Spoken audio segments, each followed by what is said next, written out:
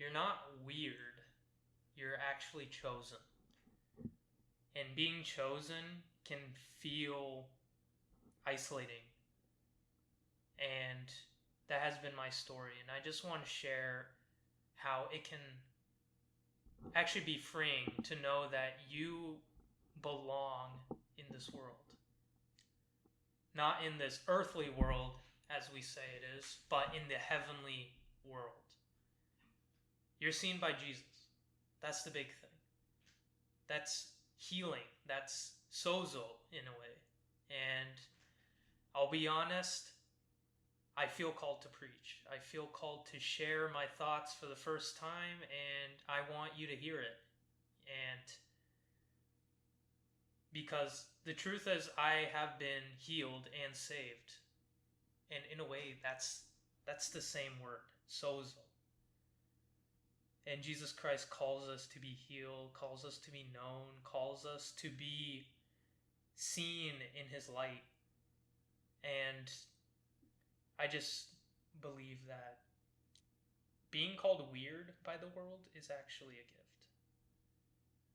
There's so many people who are trying to fit into the crowd, fit into whatever corporate culture is pushing them towards, or their peer group, whatever. It really doesn't matter. And I just love how Peter talks about in 1 Peter chapter 2 that we individually are living stones building up in the church. Each of us are a living stone. Once we're all together, we build up a house, we build up a building, we build an ecclesia, or a gathering of people that are just truly set apart, truly saved and healed. And that's why it's important to be part of your ecclesia, you're part of your church. Maybe not just going to a Sunday service or going to consider church or house church, but truly spiritually being part of a community that loves and sees you, loves the weird you. And weird can be a little subjective, but weird to me is your real you, like the real you that matters to God, to others, and you don't need to portray this fake version of yourself anymore. Being weird is itself a gift, it's a joy.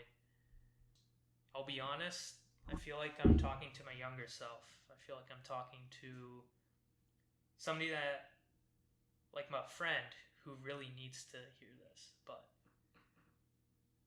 I just want you to know that being chosen and being weird is almost like one of the same, in a way.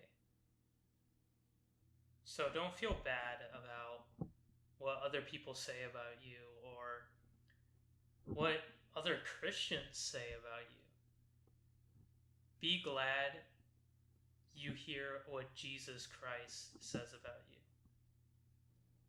And the truth is that this isn't coming out of thin air. This isn't coming out of me.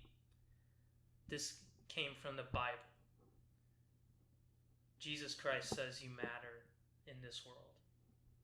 You didn't come out of nowhere. You didn't go through those difficult things in life just because. Is that you have a voice in this world. And to some people, that is weird. But to Jesus Christ and to people who are chosen,